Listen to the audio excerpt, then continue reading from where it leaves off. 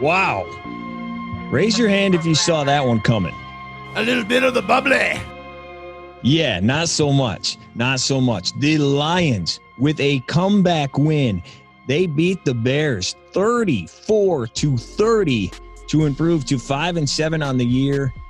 And most importantly, 1-0 under interim head coach Darrell Bevell. You could tell what the guys were saying all week. If you listened to the press conferences, if you watched any video, if you read the papers, Dave, they talked about the word you kept hearing, fun, fun, fun. That's all you kept hearing all week. You can have a great time. Matt Patricia was not letting these guys have fun. They weren't having fun. You could tell on the field. Have a great time. And then you could tell today the difference. Even when they were losing this game, there was a different vibe. They fell behind 10-0, and it still felt like a different vibe, at least to me.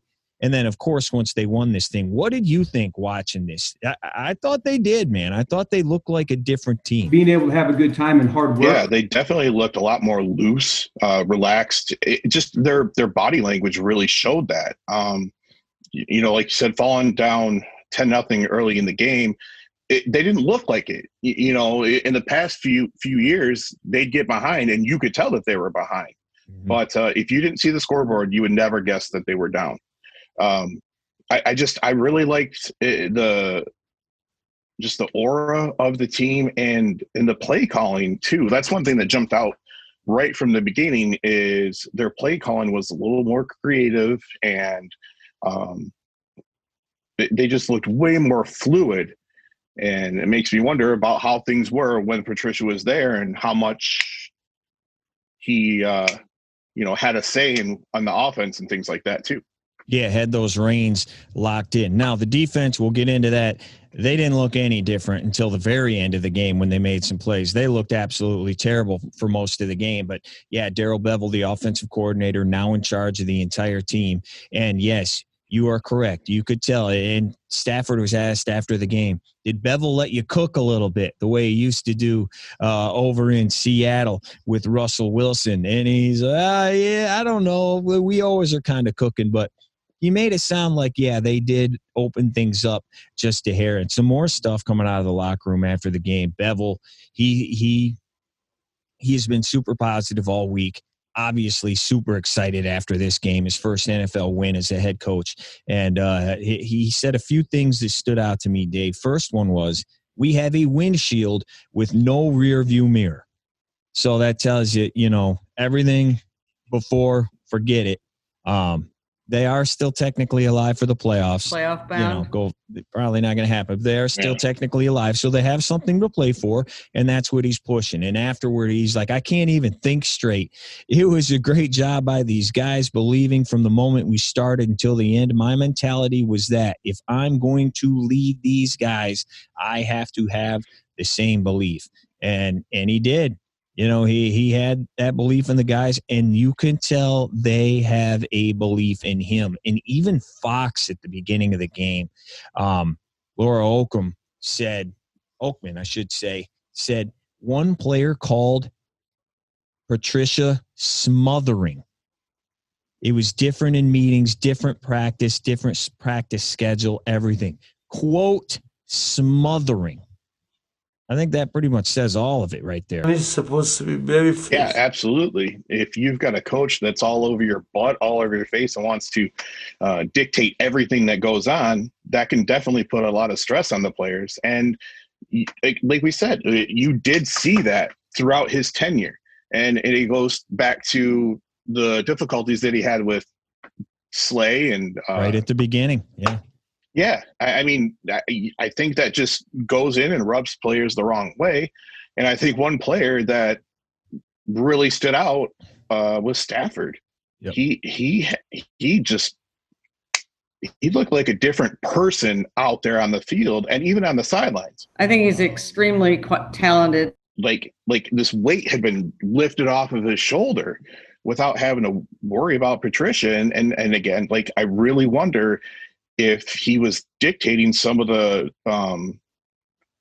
freedom that Bevell had with play calling, and it's Stafford the way it changing plays. sounds, doesn't it? I mean, it's the way Yeah. it sounds. Now, I'll play devil's advocate here, and it was bad, but up until the comeback, which he then made up for this, the narrative was, here's Matthew Stafford. He's having a great game, which we've seen a million times, and then he makes that one mistake that blows the game. They were down 10, threw the little dump down. He was trying to throw it underneath, sidearmed it right at the lineman who picked it off. Great play by that guy, but Matt threw it right at him. He should not have thrown that ball, and that was going to everybody. Well, there you go. And against a good team, that mistake probably would have killed him. But then Matt marches him right back down, 96-yard drive right after that, and then they take the lead. But that would be the devil's advocate on that. If you're playing a good team, that mistake would have killed him.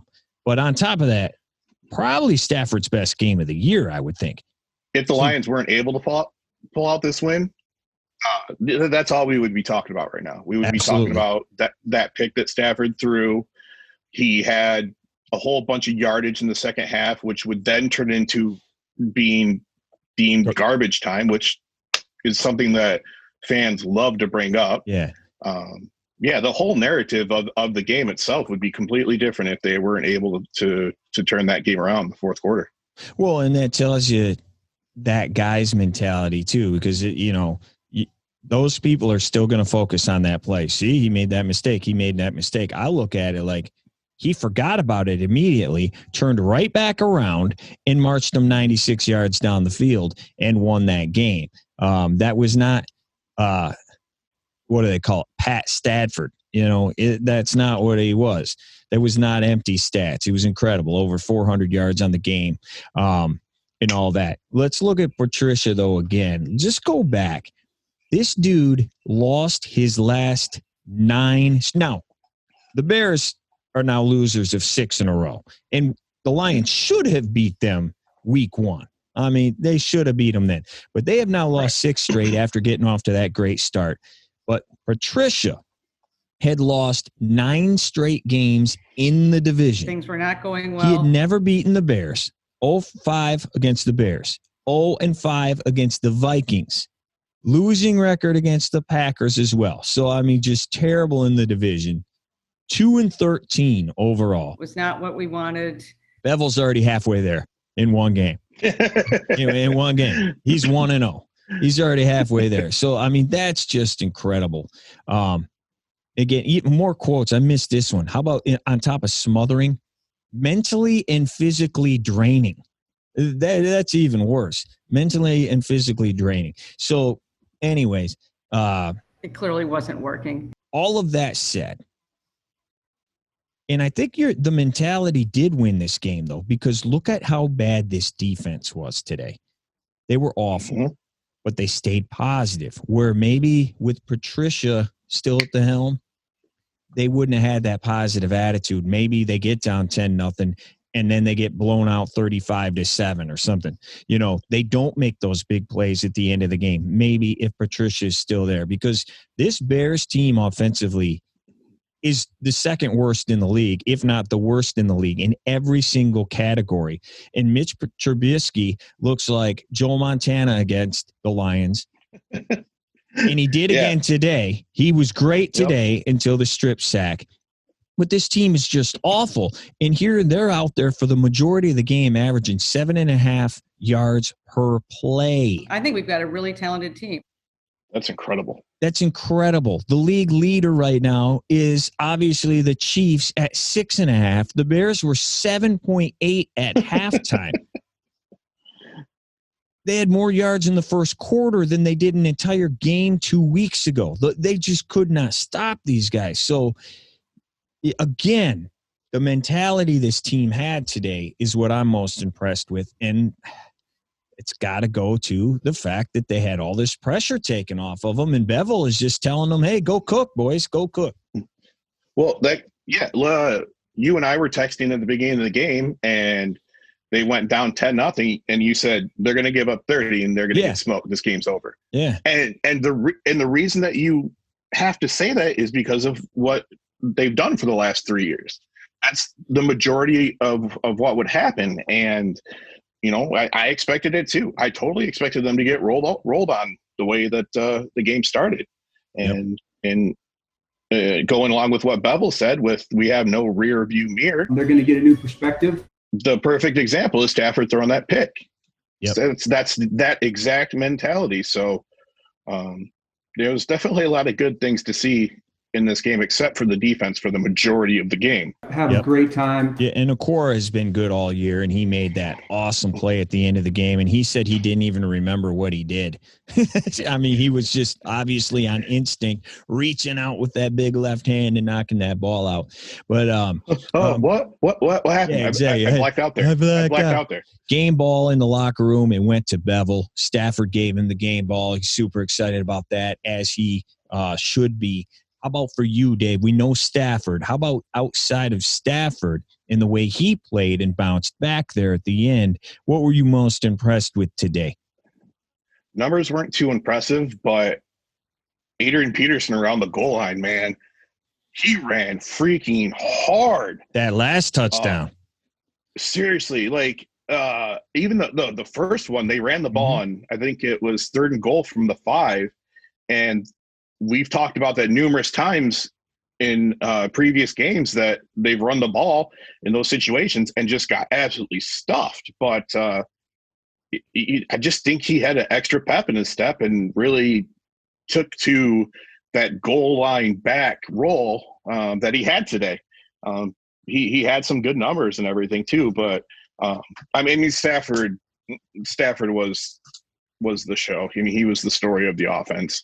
He did struggle. He had some misses, of course, here and there. But again, he's used to trying to force things. He's used to putting that team on his back. And when that stuff happens, you're going to have bad passes. You're going to have interceptions. So that's one thing I don't think a lot of people think about.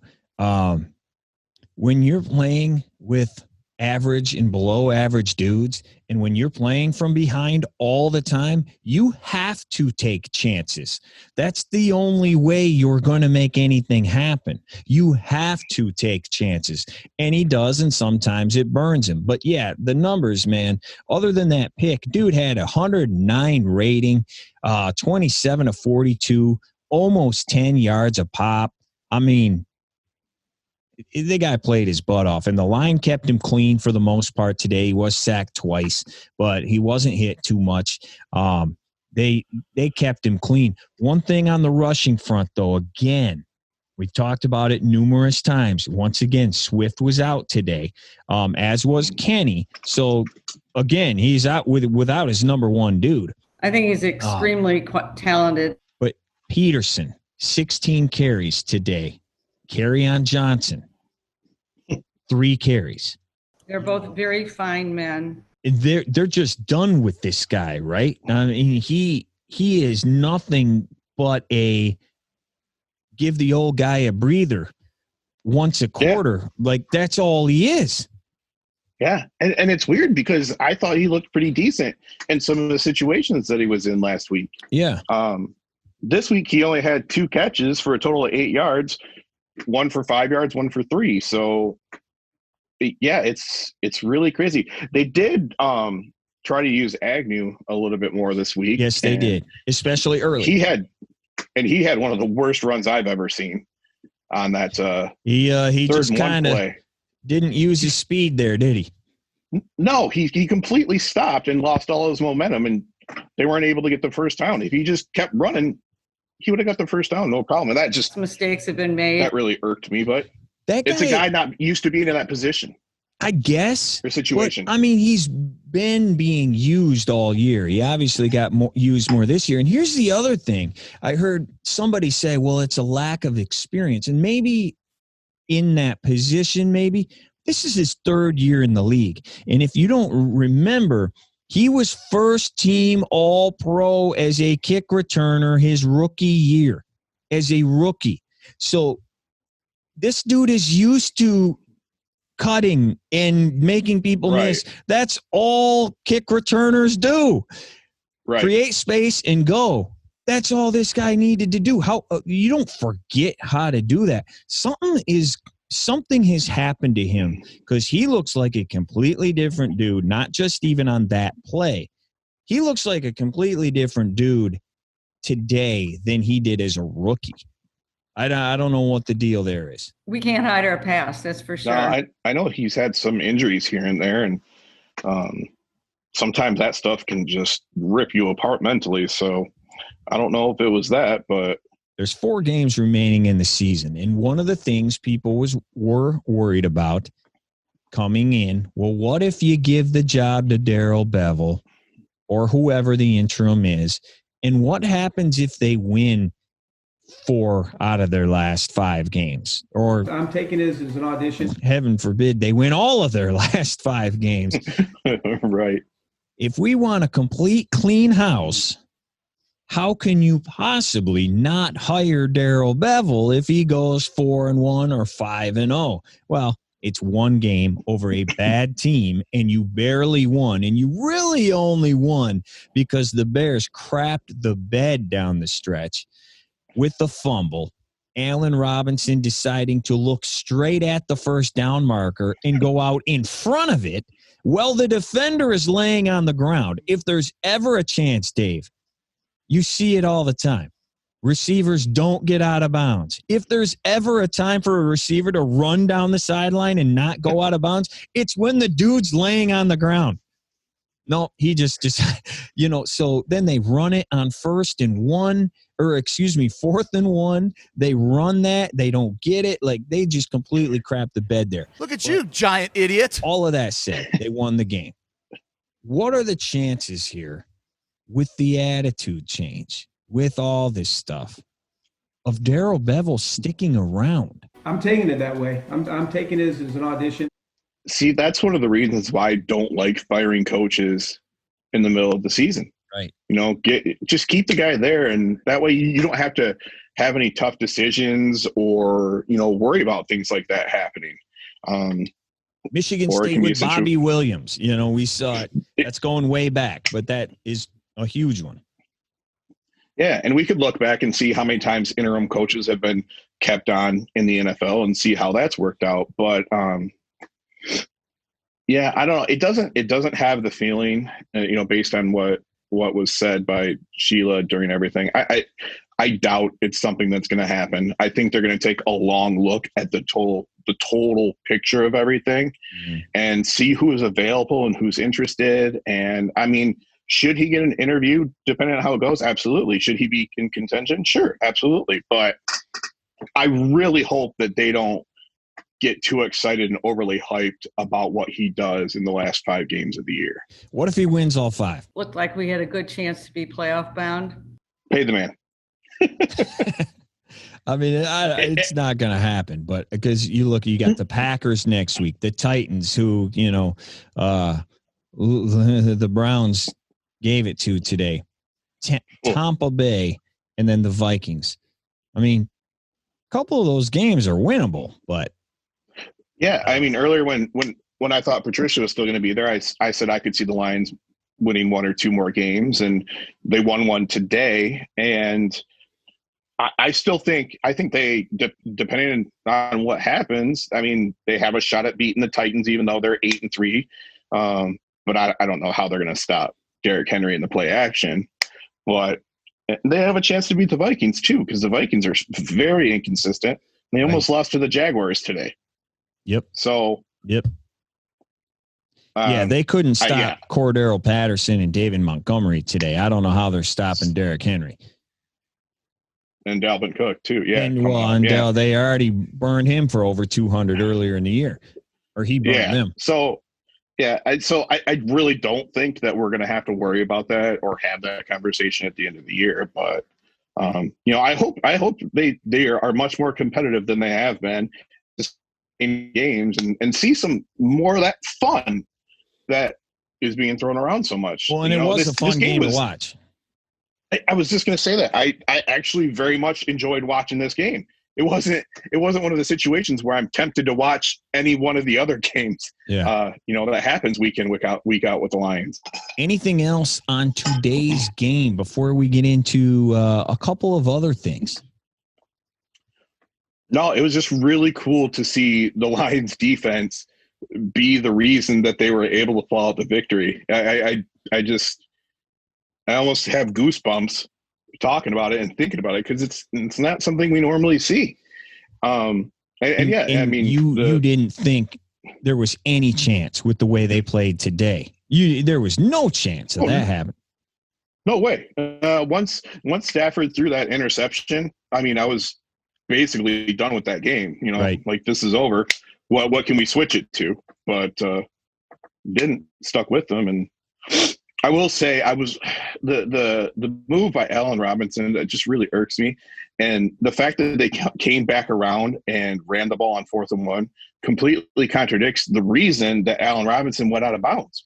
He went out of bounds to stop the clock and preserve time. And then they run the ball. They did have one timeout.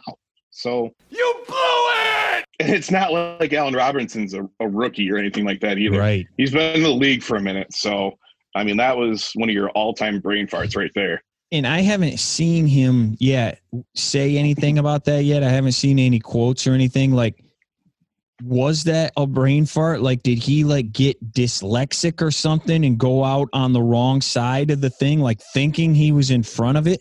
Because it was like he purposely went out on the wrong side of it. And he didn't stick the ball out or anything. He purposely went out on this side of it when he should have went on. Like it was almost like he got dyslexia all of a sudden and thought he was on the other side of it. That's a very good point. And I love the way you worded that too. Saying that's yeah, that's awesome. That's a great point of view. I don't know if that's what it was, but I don't know what else it could be. No, and that's very true. Like, people probably don't think of it that way. Just got confused. I got confused. Yeah, so that's that on the game. I mean, I'm not going to sit here and say they did great. Yeah, they kind of got helped, but you beat who's in front of you, and they made enough plays to win that game. So there you go. They're 5-7. One of the negatives that's going to come out of this is draft position. They were sitting at 9th coming into this game. Most believe, or at least the narrative is, that Stafford is going to ask to be traded, or the new regime is going to come in and want to completely rebuild, go into the draft, grab a dude. Well, there's no chance they're going to get up to 1 or 2 to get Justin Fields or Trevor Lawrence. I mean, unless there's some kind of miracle package deal or Ricky Williams deal or something to get this guy. Being a very competitive person and that I played football, you're not going to convince 53 dudes to go out there and try to lose. It's not going to happen. The only way is to not play them. Yeah. And there's nobody that's going to go out there and try to lose on purpose or make a bad play to let somebody score. Like, none of that's going to happen. You're going to take 53 dudes out there who are going to fight, kick, and scratch to get a victory. I guarantee you, nobody wants to lose. Nobody likes losing, so it's not going to happen. Now, do the fans want them to lose? Absolutely, because they want a better draft pick.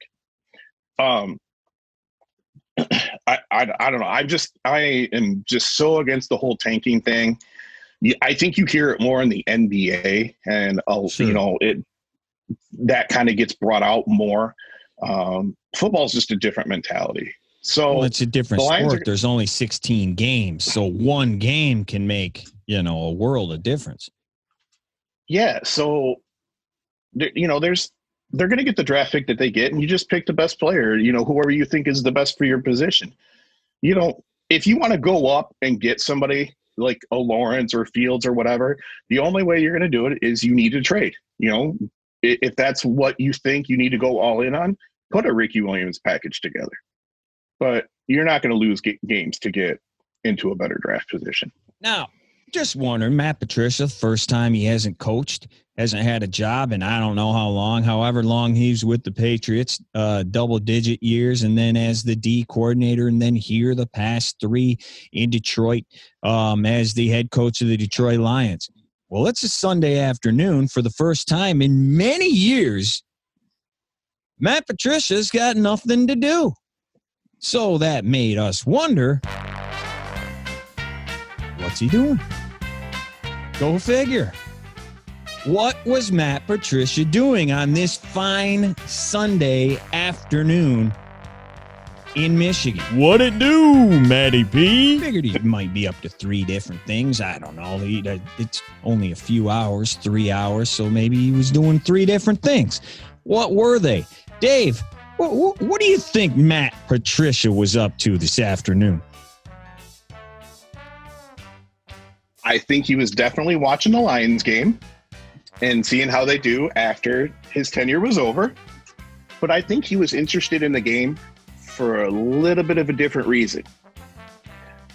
I think that he went down to the MGM Grand in Detroit and bet his severance on the Chicago Bears to take down the Lions. Woo. So he loses again. And so he continues his trend of losing. Another loss for Matt Patricia, even after he's fired. Matty P cannot catch a break, man. If you thought he was mad last Sunday and last Thursday and last whatever day, Our coaching did a horrible job. bet the severance on the Bears only to have Stafford and the boys come back. Wow. We sucked. So Matty P, a loser again. See, I figured he took a couple dollars of that severance and he was looking toward the future, which is also his past, and sent a lovely edible arrangement to Foxborough, Massachusetts, to Bill Belichick. I figured that's what he was up to today. Maybe a couple strawberries with pineapple or 3 in there. Ship that sucker off to Foxborough when they get done playing. Maybe they could use his help. Figured that's what he was doing. And we asked a couple of our friends, 2 people online, what they thought maybe he was doing today. And I got to give the shout out to Scotty Cool on this one, because this is all him. Good friend. Those of everybody in mid-Michigan remember Scotty Cool, former sportscaster as well. And he maybe had the line of the day, and it's like, well, I know what he was doing. Not coaching football. Just like every other Sunday the past couple of years. Things were not going well. Beautiful. Beautiful, Scotty. It clearly wasn't working. Oh, my gosh. Oh, yeah. There you go. That's today's. It's funny because it's true. Yeah, because it's true. And that is your first and only week of Matt Patricia. What are you doing? I'm going to make a request right now. Yeah. Can we not talk about Patricia anymore? Well, that's what I said. This was your week 1 and only, because it's over. It's over. Even when he goes back to New England and coaches next year. Well, what if they come up with some kind of sweet pencil that maybe no one's ever heard of before, and then maybe we could talk about him then? Like maybe what if they come out with number 3 pencils? Would that be? Could we talk about that? Was not what we wanted. Okay, that's the one loophole you have. If they come out with number 3 pencils, we can talk about them again. The Fox show at the beginning was very heavy Lion-centric, which, I mean, it's cool, I guess. You're in the news, but for the wrong reasons. They had a little skit, which wasn't the least bit funny, about being the GM of the Lions and getting hired and fired, and nobody knew what the general manager was supposed to do, and it really wasn't funny at all. And then they talked about the future and what should happen and who they should hire and what they should do with some things. So Jimmy Johnson comes out, and obviously they need a head coach. And Jimmy, his suggestion was, shockingly, look at Dallas and look at Jason Garrett. The Lions I thought you were going to say hire Bill Parcells. Well, What's your name? I don't care. Shut your mouth. Unfortunately, I heard some of those phone calls on the radio this week. No, Jason Garrett, a name you have not heard, a name that had some success in Dallas. What do you think about that? Please no. I beg. Please no. Other than, oh gosh, of course I blank. Dude that coached the Bengals forever. Marvin Lewis. Yeah, that one.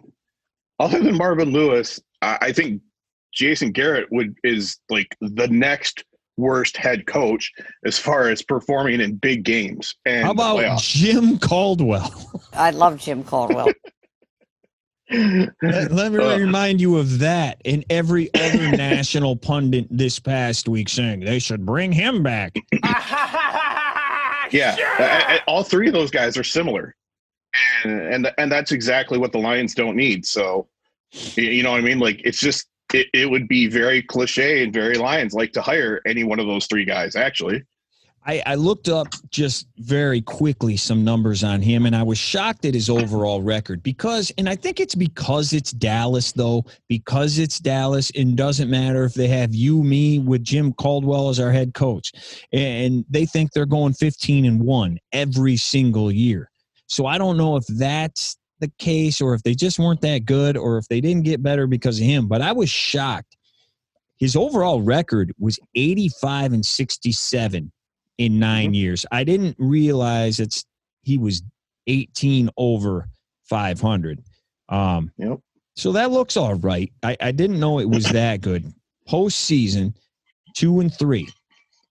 Only 2-3 with one of those wins over the Lions in that controversial, so he should really probably be 1-4, but 2-3.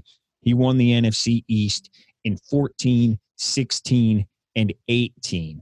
Jason Garrett, according to Jimmy Johnson, should be the man. While they were talking about the Lions, the other goof, Terry Bradshaw, decided he was going to talk. Now, you and I, on Thanksgiving Day, we did the entire Stafford breakdown then, before anybody else. And if you want to see that or hear that, we'll put a tab up here, or you can just go back on the page and watch. But after the game on Thanksgiving, Dave and I broke down what teams, should he leave, which we thought will he leave, which we thought he would, and then where should he go. We did not mention this team at all. Terry Bradshaw says the Rams need to get rid of Jared Goff. What? And they need to trade for Matthew Stafford. That's really bad reporting. I'd never even thought of that. Your thoughts on hearing that? I say that you're a terrible reporter. That's what I say. Yeah, that's one place that I would have never even thought of going to. Right. Especially since they just went to the Super Bowl with 2 Goff, years ago. and largely because of the way he played. I mean, he had a career year, and he's so young. I don't see the why. I don't see the point. Well, and you look at his numbers this year, and he has thrown a lot of picks this year. He's sitting at 16-10 touchdown to pick ratio. He's throwing 67%. So, it's the interception thing, but that takes me back to Stafford. Isn't that what Stafford, like the knock on him, that's what it is? He does a lot. Like today, does a million great things, but then he makes that one mistake. Like, wouldn't you want the dude who's 10 years younger? Excellent question. And they just signed him to a contract extension as well. Right. Yeah, I almost think like that's one of those scenarios like you're just throwing that out there to get attention. It's not anything reasonable or that could even happen. I mean, Bradshaw's known to do that kind of crap too. Yeah, he likes to throw ridiculous things out. I just no. And last year that team took a step back last year. His numbers his rating, everything was back. 22 touchdowns, 16 interceptions a year ago, 4,600 yards. But before that, he was coming off 2 amazing seasons, the 2 years before that. So, and he's doing all right this year too. Obviously not as good as the previous 2 before, but he's still fine. They are winning. They're 7-4. Yeah, that's just one I did not hear or think, or I was shocked by that. 26 years old. He is signed through 2024. I got 22. So, I mean, he just got this contract. Right.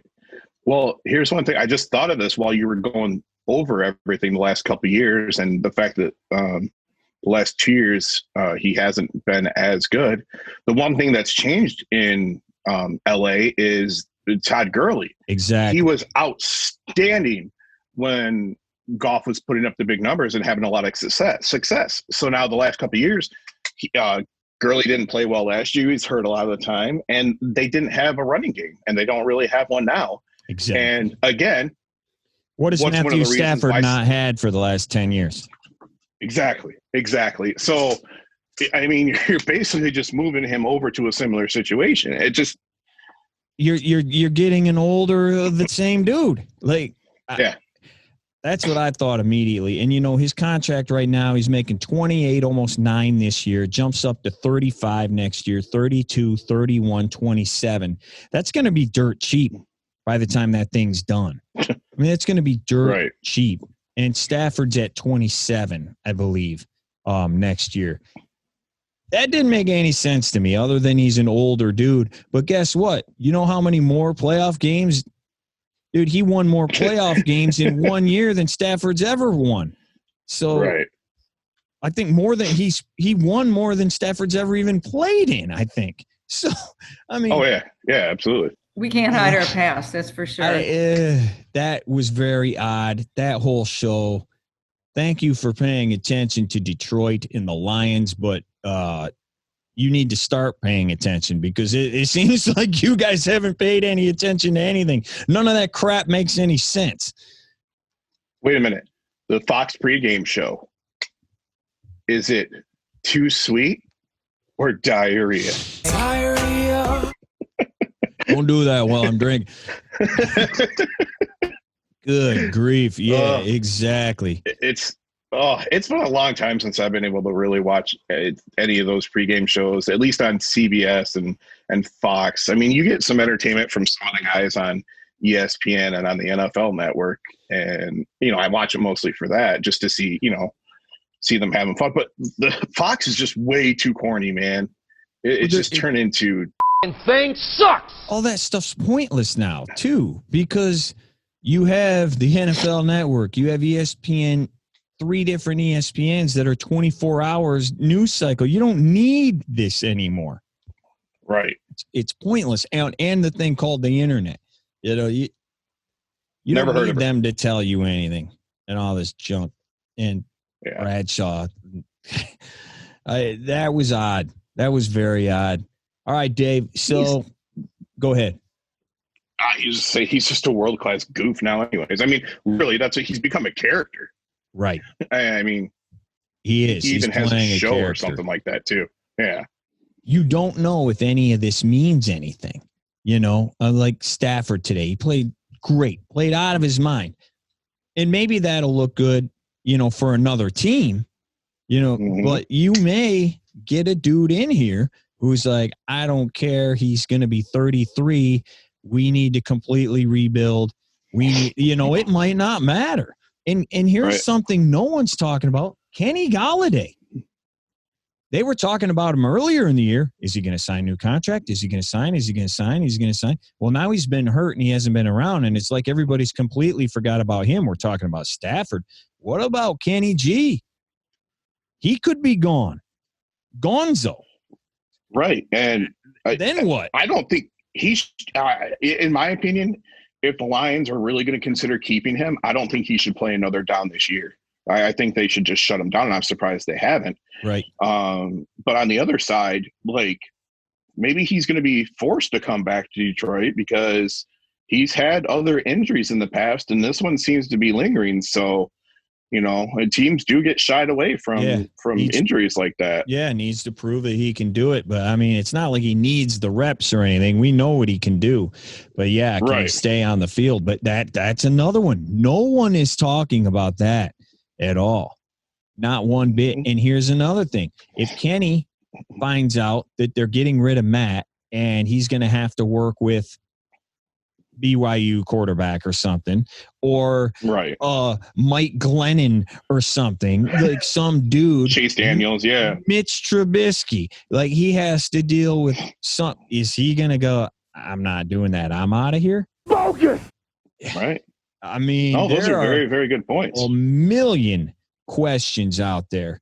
And it does. I mean, it was cool to see him win today, but none of it might mean anything if whoever comes in here and wipes the floor with everything.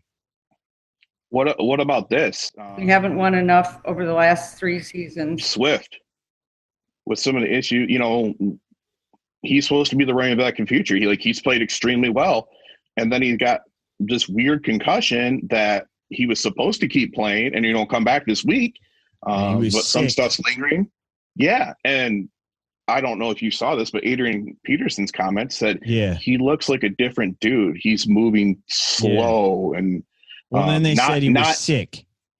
So right. Yeah, but is it post-concussion puking? What is it? Yeah, and speaking from experience, post-concussion syndrome sucks. Right. And Goldberg kicked you in the head, right? Oh, exactly. Wait, no, that was Brett. And you can't help but think about Javid Best now. I saw somebody tweet that. Well, let's not get crazy. I mean, that dude was cottage cheese brain. Right. Well, yeah, he got concussion after concussion, but it's weird to think you have this stud, and I mean, who knows? It could be done. What if he decides to retire? Well, we've seen that. We've seen that happen numerous times. Half the San Francisco 49ers did it. Right. Dude's just decided I'm not for this anymore. The recent, probably biggest name is Luke Kuechly. Yeah. Well, and we saw him. He just completely lost control of his bodily functions. I mean, remember that? He was on the cart and he just started bawling his eyes out. And he said, I didn't even know I was doing it. Mm-hmm. Yeah. I mean, so it's bad. So try to segue away from that. I mean, sorry to be a downer, but it's just, it just goes along with everything, you just don't know. The Lions off season is going to be one of the better stories, I think, this year, even nationally. Massive. And with that, we are out until next week. Lions and the Packers. That game has been flexed. That is the late game next week for some odd reason. So there you go. 4:25. We'll be here later than that after that. So until then. Pleasure's all yours, Bucky boys.